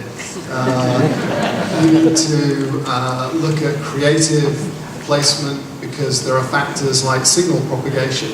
So these are radio waves, not X-rays, and it turns out that people are really good at absorbing Bluetooth signals as well as metal objects. So again, another reason in certain circumstances where you want to put the beacon up high, if it's actually being used with a point of sale and you want to see who's at the front of the queue versus who's back in the queue, then you might want to put the beacon down lower. So actually, I think there's a huge amount of value add for systems integrators and architects to balance a fairly complex set of considerations when you actually start planning the deployment of this very simple technology. One of my partners in the Bluetooth world I was having lunch with him a couple weeks ago, and he said, think of it as a fire and forget device. So put it in and forget about it. If it stops working, throw it away, get another one. Because a year, 2 years, 3 years from now, there's going to be new technology, new beacon, you're probably going to want to upgrade. Fire and forget. Okay, next question. Yeah, unfortunately, the NFC in the early stages had kind of a rough beginning. What do you see as far as a differentiator between like an active NFC beacon, if you will, rather than Bluetooth Low Energy? Is there any differentiators? Is there any benefit to having an NFC active beacon rather than a Bluetooth LE, other than the fact that you may only have half the consumers that can actually access it? I would say, I mean, the fact that you could have a single beacon in, again, I'll come back to the gas station, because I spent a lot of time thinking about gas stations, as you can probably tell. So active NFC is definitely a good candidate for two-way communications for payments, assuming you can solve... Let's take payments off the, yeah, take payments off the table for a second. Any other kind of communication, linking it back and forth to the phone, being able to turn certain functionality on and off, pointing it to the right SSID, getting it to do what the things that you want it to do. So I can answer that. What I was trying to get to was what Bluetooth can do is work over a really broad set of range. The fact that you've got a single beacon doesn't mean to say there's a single application. You can have triggers when you see the beacon at 50 meters, another set of triggers to do different things when it's 10 meters, and then another trigger when you're right on top of it at a centimeter. So you can't do that with NFC? So the NFC on your... So RFID broadly can do a lot of things, but the NFC that's in your phone and the NFC as typically deployed is about a contact technology. So you're basically tapping. Now, RFID can do a broad set of things, but the way NFC is generally deployed is very close proximity. All right, let's move on to the next question. I think Steve could be right. Okay, Jeff. So there's a really good example to what you were just asking about. We built a little demonstration app for a client that when people went into a conference room, because they already have mobile data management on all the devices, and you're not allowed in their facility if they don't control your phone. I mean, that phone is not allowed in, that's just a corporate rule, right? So when you walk into certain locations on their facility, your phone is now turned off by corporate, okay? And we added a cute little thing that for the conference rooms, we push the conference call phone numbers to your phone as we turn it off, so that you've got the dial-in information for there. But so absolutely, proximity and controlling the phone, we did something like that. Cool. Question over here. You're an application developer trying to do cool consumer-oriented things with Bluetooth. How concerned would you be, or not concerned, that there's going to be this whole ecosystem of beacons out there that you can't talk to? Do you have to have a relationship with all the people who are installing the beacons? A beacon is just broadcasting, not just. Its primary use is broadcasting an identifier, a three-part identifier. The person who deploys that should be deciding whether they want it to be publicly available or privately available. So I just worked on a project with a museum in Amsterdam where they're getting rid of all those phone devices, the things you have to carry around in the museum, and you have to go on the route that they want you to go on, right? And you just can use your smartphone, and when you're proximal to something that they have information on, it's right there available for you. So there are examples. Cool. Next question. So, very briefly, is anyone successfully using multiple beacons for triangulating location within a store, or is it still like individual beacons at points of interest? Yes. It's really easy to do because one of the variables you get is the power of the transmitter off the beacon. So triangulation actually turns out to be really, really simple. Okay, next question. So a lot of the use cases you guys focus on were for advertising and deals and coupons. Are there any other use cases you guys are excited about? Because what I worry is that with the overwhelming amount of advertising, people will just start to turn off their Bluetooth. Love that question. That's my counter argument every time someone brings up advertising. We're actually not thinking about advertising. There's got to be other things you can do that help our customers in the store. And so if you could imagine all the problems you have when you walk into a store, how could BLE solve those? So we're really eager to solve problems, not send messages. And then there's another set of examples, like I did going up to the bar, where it's enriching your experience. So those are actually the ones I enjoy working on the most, which is enriching your experience as opposed to just delivering information or a coupon. Okay, next question.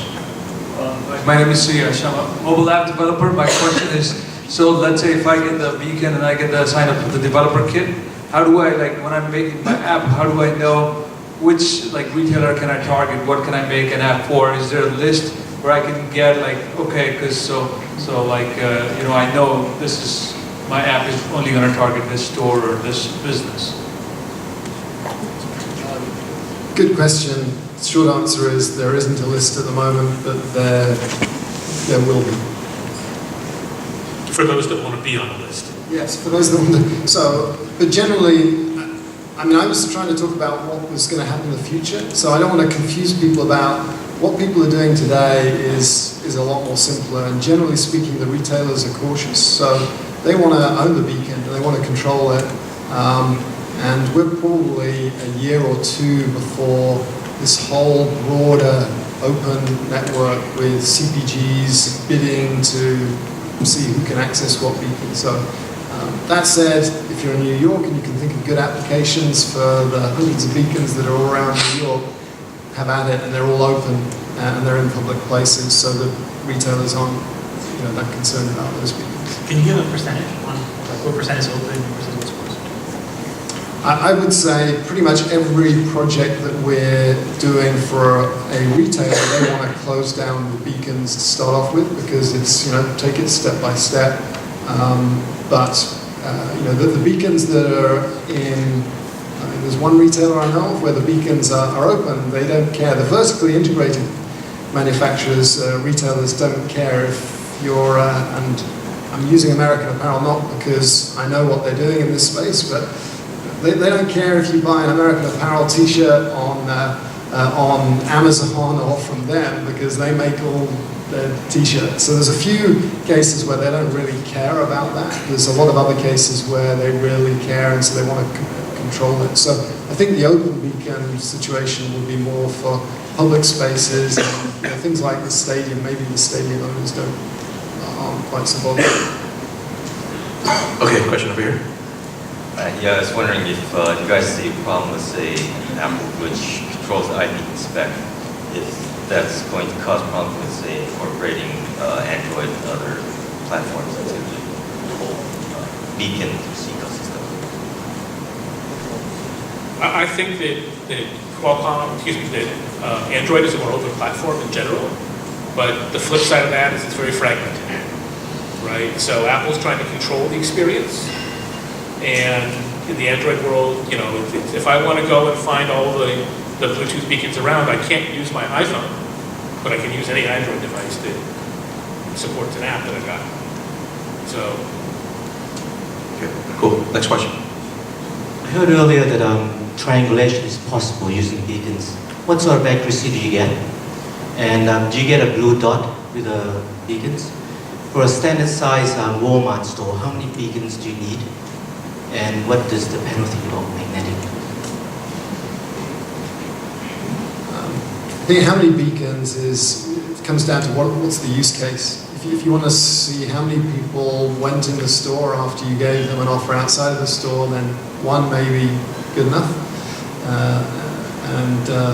So it's up to Walmart really how many beacons they would want to put, and that'll be driven by the use case. In terms of the triangulation accuracy, then so we don't do the triangulation piece. There are third parties that we're working with who are doing the triangulation, and I think they have, it's of the order of about a meter. I hate to get that specific because there's so many different variables, but one of the applications is a developer that's using computer vision and the closed-circuit TV cameras that are monitoring the stores to figure out where people move, and they can do everything they want to do there apart from figure out who are the employees and who are the customers. So if they give the employees a beacon and then use hubs, they can do the triangulation and basically pull them out of their computer vision analytics. And so that gives you a sense of, you can basically lock it down to customer and an employee, and you can pull out the employee from the analytics that you're doing with computer vision. So it's pretty accurate. I think the accuracy might be there if the density is high. I know for the last 6 months I've been following a group on LinkedIn on indoor positioning, and you have a bunch of developers and folks trying to use Bluetooth beacons for exact blue dot tracking, perfect indoor positioning, and they're having a lot of trouble. So I think while technically it's possible, I haven't seen it implemented or deployed anywhere yet to actually prove that it works. I've heard more problems than successes. It's fantastic. It's fantastic for proximity, but to get that blue dot, that's much harder. And the density, as he was saying, is the key today to be able to do this. You have a high enough density, you solve a lot of the other problems. And the other question was, Walmart, how many beacons do I need to fill in my store? It's like a consulting question. Consulting question. Rather, it'll spare you all the mental math. It honestly depends on the hardware and the software. As I alluded to earlier, hardwares have different tolerances, as do the softwares to do the math. So it really depends. And I've seen a wide variety of estimates that I'd rather not go into a precise number. Cool. Is it in the hundreds, thousands? It honestly depends. It's crazy. It's all over the map. A kabillion with a K. Some people are really good at math, triangulation math, and some people aren't. Okay, next question. Hi, thank you. I'm trying to design a messaging app, and I'm wondering, what I'm trying to do is app-to-app messaging, geolocated, and I'm wondering if it can be done iPhone to iPhone, or if it has to go through Beacon to figure out geolocation. So an iPhone can be an iBeacon, so you can do that. So one of the use cases that, again, I think it won a prize at the AT&T hackathon, and they were using, this developer used our beacons in Vegas to implement a human ATM app. So you could basically walk around the casino if you wanted to make some money by providing cash to people that needed cash. Then you could figure out, the person that wanted your cash could figure out their proximity to you in order to get the money from you. I'm not sure whether this would really happen, but it was CES, it was in Vegas, people thought it was pretty funny, and so they won a prize. So that would be an example where you could use the iPhone as a beacon and another iPhone as a receiver. So that's a highlight application for loan sharks? A highlight for loan sharks, I like that. Cool. All right, question over here. Hey, question mainly for Jeff. So you said you've done some work with restaurants and hospitality. Someone asked a little bit about the consumer end of this. Can you describe, have you found any really compelling consumer experiences within restaurants? How does that work? Have you found a way to get people to log into Facebook on an app in a restaurant? Because that seems like a tall barrier. So when I say hospitality, that's a very broad domain, and I can't say who my client is. But I gave you a few points like a bar and a wine bar. So it's going to be more high-end places. And they have figured out how to incent many, if not most, of their customers to download their app when they're at their venue, or to have it running. And so what my client is after is increased wallet share. And what they do to get more wallet share is they try and enrich your experience, consumer experience. So if the sommelier knows what types of wines you've bought from them in the past, they know where to suggest how to upsell you, where that starting point is, and you have a better experience. So my client gets a little more wallet share, you tip the som a little better, and you had a better experience, so everyone wins, and the technology's in the background. So these are early days, as people keep saying. There's a lot of different examples in hospitality, but it tends to be what I call a trade-off of jewels for jewels. So I want some of your jewels, I got to give you some jewels back. And that's the bottom line to me on how you make this work, jewels for jewels. Hold on, Johan. All right, question over here. Hang on, let me add a point. I think a lot of times people think about beacons and building solutions that are more consumer facing. But I think specifically in that restaurant example that you raised, I think there's a lot of enterprise problems that can be solved. Take Denny's or IHOP for example. Imagine putting a beacon on every seat or at every table and being able to show a real-time heat map on space being utilized. And ultimately linking that back to how many waiters do you need at what time during the day. So you can actually help major restaurant chains save money or allocate resources more appropriately. It's not a sexy consumer-facing problem. It's really a hardcore internal enterprise problem. But that's what we're seeing a lot more of. I think that's where the money is too. There's a lot more money in those unsexy enterprise problems to solve.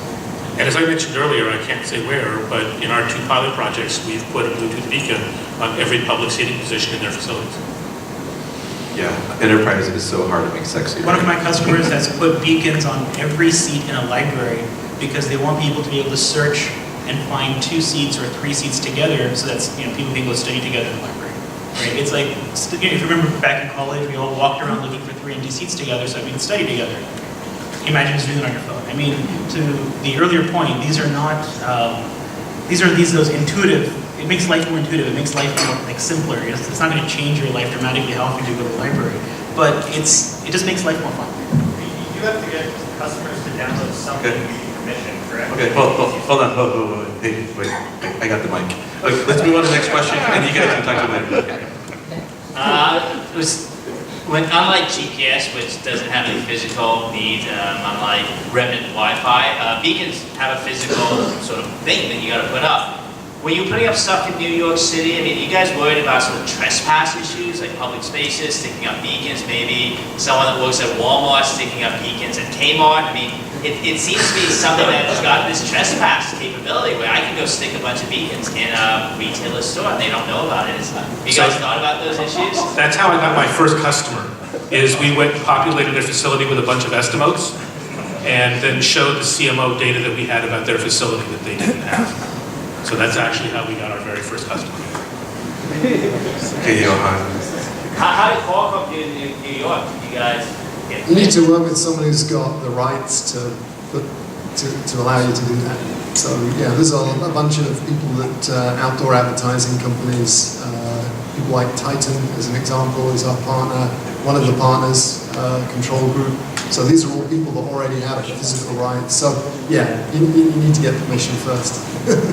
Okay, next guy asks really hard questions, so go ahead, Johan. So first of all, just agree with David about search messaging. And so when we talk about any kind of application that we're putting out there, or any kind of new service, we think about multiple applications that could be running Bluetooth. Those guys could be, what's the battery usage going to look like? So are we talking about a shared service, or are we going to have to be dealing with multiple apps calling Bluetooth at the same time or intermittently, and that could therefore drastically increase battery usage? Is there something that's going to be intelligently managing that? Do you see that in the future? Is there stuff that you see dealing with that? And the second is, what about when you got 10, 20 different apps that potentially have this technology and they all start lighting up at the same time and you start bombarding the customer? Do you see anything else that you guys are putting in place or that's coming to the pipe to help with that as well? I think both of those are issues that need to be managed and can be managed. That's my short answer to your question.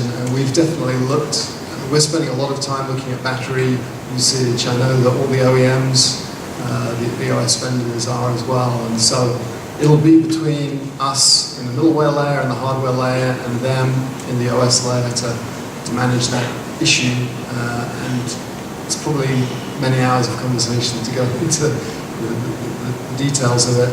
And then the flip side of that was more about how you don't spam people and you give people control. And so, and again, we've spent a bunch of time on that, but there's more work to be done to put the frameworks in place. But you have to do the right thing. If you don't do the right thing, then people are going to uninstall the app. And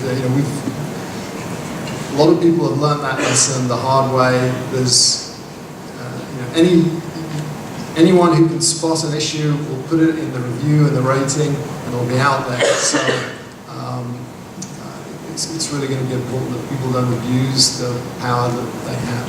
I think it's such a fantastic problem to have, right? That there's too many apps using this technology. I can't wait till we get there, because that'll all be solved. And I think at the end, the person who owns the device, the phone consumer, can always uninstall the app. Well, Johan, I think you make a great point, but my piece is that's where it comes down to who owns that beacon, who put it in. You know, if I think about GasBuddy and working with the I don't want to get locked out of the gas station in the C-store market. If somebody else owns that beacon, they can say, no, you're not here anymore. You know, that cuts me off. So. And I don't want to talk out of school having the leading hardware manufacturer in the world up here with me. But I think that if we look to Apple, I think we'll see another answer to your question, Johan, potentially. So Apple recognized that because the smartphone was becoming the quantified self device, they went and built the M7 chip, which is all about those sensors, because that's the exact issue. Going back to joules for joules, one of my examples, joules for joules, is Joules, your joules of energy that you're trading, okay? Because has been in the quantified self space the biggest issue of having apps de-installed, these tracking apps, which I've worked in for the last few years.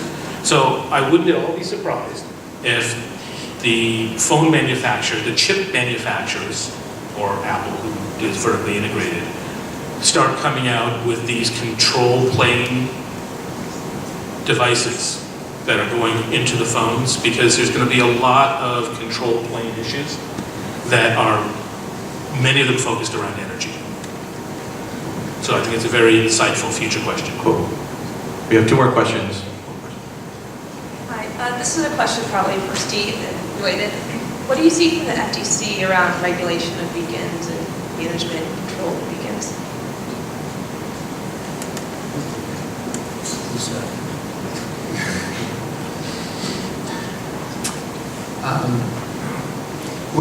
We're trying to mitigate the kind of issues that we get. We're trying to minimize the need for government to be involved, and FTC is probably the least of the issues. The challenge is just trying to make sure I don't say anything that's going to get me in really big trouble. There's a lot of senators and representatives who are very sensitized to the real issues there. So we actually have 2 full-time lawyers focused on privacy to try and keep our CEO out of having to answer to people like that. So we'll probably always be very conservative, and there'll probably be startups who aren't not so worried about that are at the other end, and then the retail will probably be more conservative. They'll be at the more conservative end of the spectrum. Well, and to use an example, to leverage off an example you gave earlier of the gas pumps, right? Many counties, their weights and measure departments, they put a seal that seals that pump. And you can't break that seal to do anything with that pump without bringing them back out there to recertify that device, right? So, yeah. And actually look for Bluetooth, because that's how all the skimming gadgets work as well. So it's not just the FTC, it's numerous. and that was my point, is it gets as down to the FTC at one end, the other end, a weights and measure department of a local county. And they have a legal right to say you can't do that. Or we have to create a new set of rules in which you can't. So it's new territory, it's fun. Cool guys, last question of the night, and I think if you guys have more questions, the panel will graciously hang out, right? So, Very good. Are there any significant OS limitations between Android and iOS? And are there any really key usage scenarios that you see that you need OS support for, and what are those? Well, I can tell you there's a lot of things that we do with our clients that work way better on Android. And the main reason for that is because I have access to the radios. So there's all types of things that I can do. You know, we hear about these new working groups for things like MAC address and privacy. And some of us have been doing this for as long as phones have been around, long before smartphones, right? So people are just waking up to what these technologies can do. But the Android is a more open platform. iOS is more controlled. Do you have further comments? I think both OS manufacturers are doing a lot of good work in this area, and their approach is different, and there's just a lot of things to be considered to make Bluetooth work well at the operating system level, from efficient drivers, getting the scheduling right so that you get good responsiveness in the background, but don't waste people's battery life. And so we're seeing both, basically all the OS guys are worrying about those. They're taking slightly different approaches. And I'm big favorites. Cool. Awesome. I'd like to say thanks to Steve, Greg, Jeff, Ankit, David, and Mark for a great night. Give them applause, folks.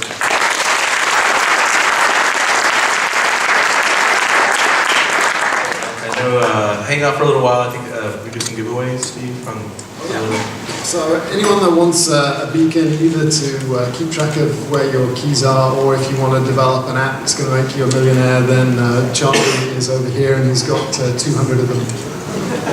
Awesome. And then next month, April 29th, productivity apps, focus on acquisition, engagement, and monetization. Thanks.